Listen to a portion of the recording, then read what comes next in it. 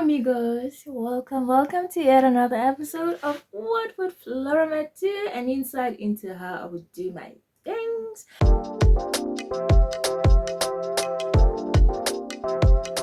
If you are new here, you are super duper welcome. And if you're wondering who FlorahMat is, we are gonna call her right now. FlorahMat, Florah. I'm playing. I'm playing. I am. Okay? Check out the profile pic. Yes, thank you. And if you are my returning subscriber, thank you so much for always showing me support, because you are so kind. Like, excuse me, you are so fabulous, my mama, my dada. Thank you so much for your support. I would like for you to consider liking, subscribing, and leaving me a hi in the comment section down below when this video is complete. And yes, let us get into today's episode. On this episode, we are talking about dealing with the trauma of betrayal by friends. I mean, I don't think any of us are spared. I feel like that's one of the things that literally keep life going.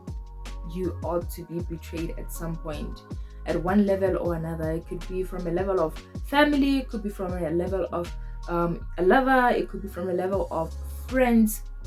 It's broad.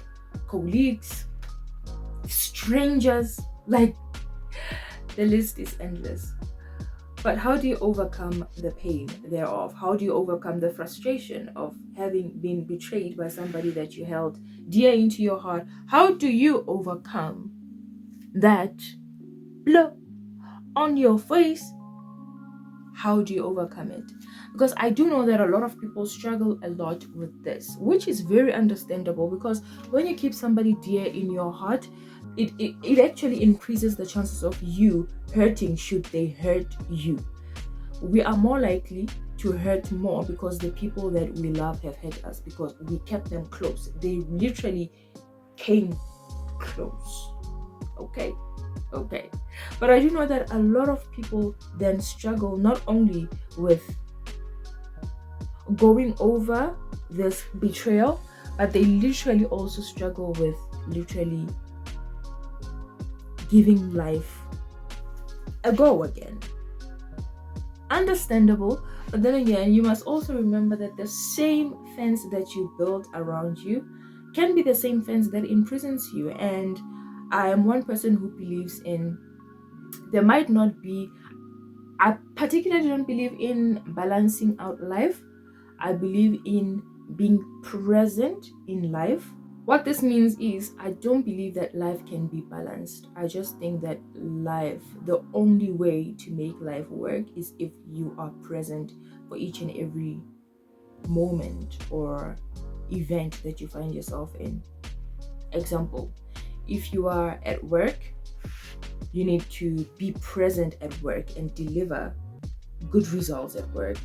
When you get home, you need to be present at home and also be your role at home. Be ever so present. If you are at a gala dinner organized by your organization, you need to be present and be a part of that. And if you a wife or a husband, you need to be present to the duties of being a wife or a husband. You need to always know when to, it's like, you know, when you go to the beach, you need to wear swimming costume. Nobody needs to tell you. I can't be going like this to the beach and all with leggings, see, and long sleeve. No, we are going to swim. Like, duh. Where do you come from? All right.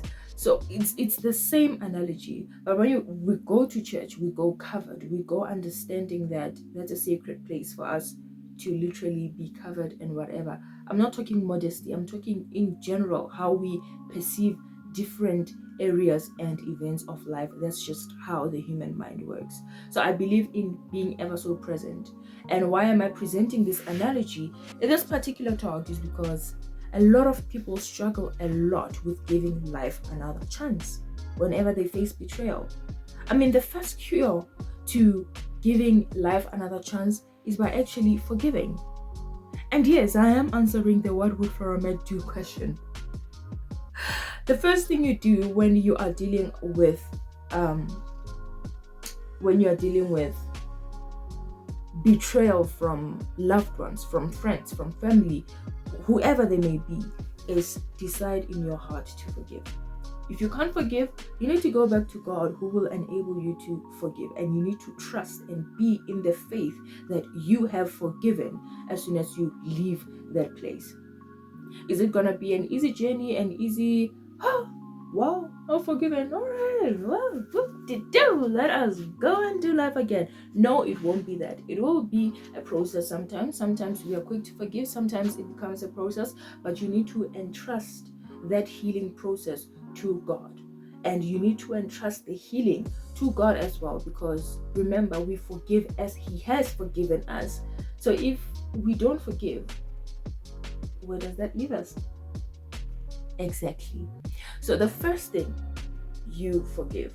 The second thing, navigate your feelings. Acknowledge that you are hurt, and if possible, tell that person that they have hurt you. It's a way of being open, of communicating, and they might not receive it very gladly, because sometimes the truth does hurt, but it does not hurt for you to speak out your feelings, because you need to voice out what you are feeling. It's gonna also help you heal quicker. And whether they cooperate or they don't, you need to move on to the next step. You need to give life a try again. There's always going to be a good friend that is waiting for a good somebody, all right? There's always going to be another partner that's waiting. There's always going to be another family member whom you may not be related to by blood, but he is or she is going to behave like a family member, and she's going to be part of your life as if you guys are family. But it's all in releasing the fence. It's all in forgiving. It's all in processing your emotions so that your healing can take place.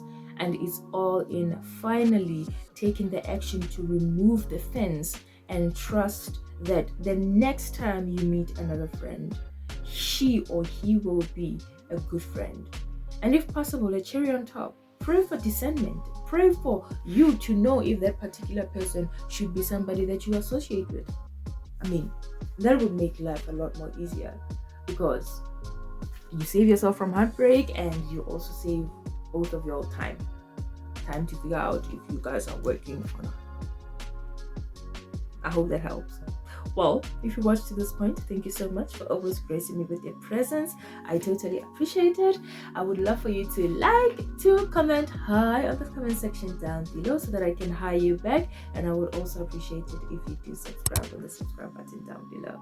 Thank you so much, guys, for joining me. I will see you tomorrow. Adios, amigos.